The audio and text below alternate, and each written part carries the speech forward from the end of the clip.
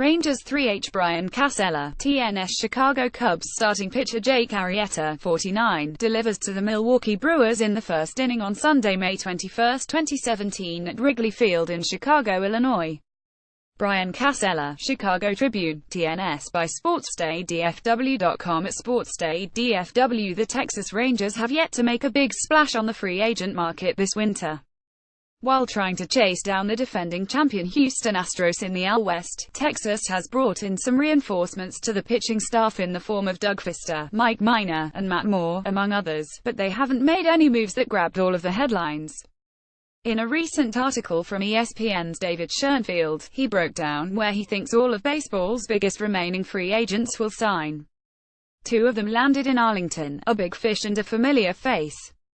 While Yu Darvish is one of the top starters on the market this time around, it's another top-line starter Schoenfield sees landing with the Rangers, former Chicago Cubs starter Jake Arrieta.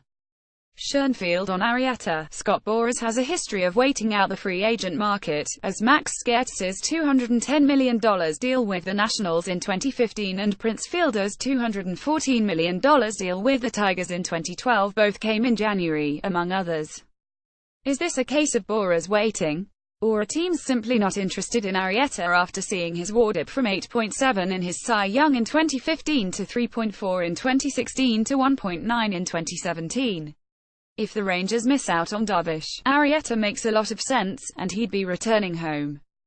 He went to high school in Plano, a Dallas suburb. I'm not Al Davis or George Steinbrenner. Rangers GM John Daniels explains his version of contending, based on their path through the offseason, not going overboard on any of their free agent contracts. So far, it's uncertain if the Rangers will step up in the market and go after one of the game's top dollar arms. Rangers general manager John Daniels recently spoke about the Rangers' offseason moves on an episode of Sports Day's Ballsy podcast. We haven't really pushed on a lot of the top-of-the-market guys just because of that reason, because of the dollars, Daniels said. There are some guys out there that we feel could pitch some meaningful roles for us, whether it's toward the back of a pen or the middle of a rotation that we're still planning on playing on. The other remaining free agent Schoenfield expects to see back in Texas is a player who spent his last plus in Arlington, outfielder Carlos Gomez. Schoenfield on Gomez: Gomez has played well for the Rangers since coming over late in 2016, and while his defense has slipped in center from a few years ago, he's still a better option than Delino DeShields. Plus Willie Calhoun could be an adventure in left field, so the Rangers need outfield depth. The return of Gomez may be a little more likely.